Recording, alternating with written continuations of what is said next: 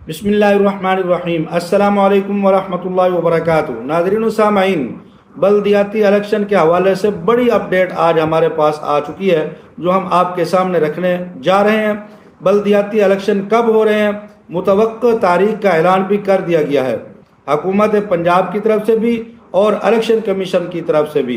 हुकूमत पंजाब ने बाकायदा तौर पर इजलास के अंदर आज 20 अगस्त को इलेक्शन कमीशन को बता दिया है कि हम इलेक्शन करवाने के लिए तैयार हैं।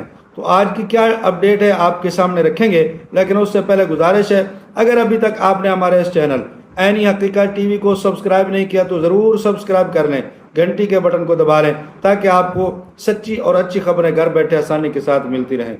तो नाज़रीन व सामाईन, पंजाब में बल्दियाती इलेक्शन बहुत ही लेट हो चुके हैं, बहुत इंतज़ार किए लोगों ने और अब उसका हल निकल गया है और हुकूमत ने इजाज़त दे दी है इलेक्शन कमीशन को कि हम तैयार हैं।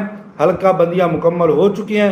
अब इलेक्शन कमीशन ये बाकायदा तौर पर इसका ऐलान 1-2 दिनों के अंदर कर देगा, लेकिन मुतवक्किल तारीख हमारे पास पहुंच चुकी है।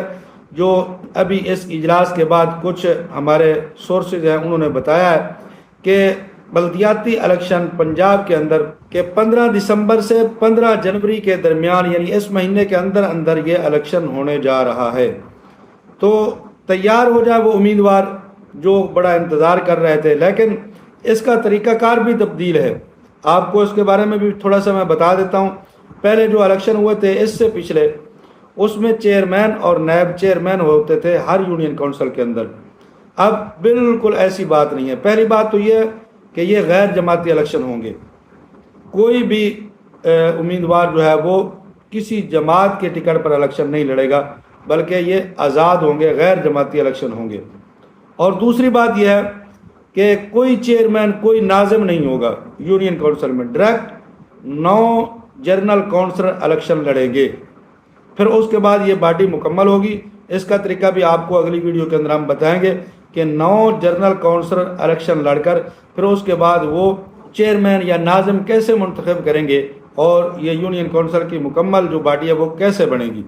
तो अब एक यूनियन काउंसिल के अंदर जनाब वाला डायरेक्ट 9 जनरल काउंसिलर इलेक्शन लड़ेंगे, ये तो तय है। और हुकूमत की तरफ से हल्का बंदियाँ भी अब मुकम्मल हो चुकी हैं। इंशाअल्लाह हम अगली वीडियो के अंदर आपको ये तरीक़ाकार भी बताएंगे और हल्का बंदियों के बारे में भी बताएंगे कि यूनियन काउंसिल के अंदर कैसी जो है वो तब्दीलियाँ लाई गई हैं, कितने वोटों पर यूनियन काउंसिल को मुंतखब किया गया है। तो ये तमाम जो है वो डिटेल आपको अगली वीडियो के अंदर हम बताएंगे।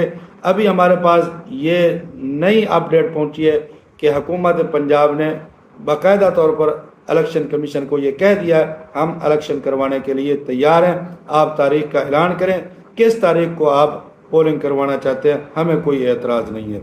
जज़ाकुमुल्लाहु अहसनुल जज़ा।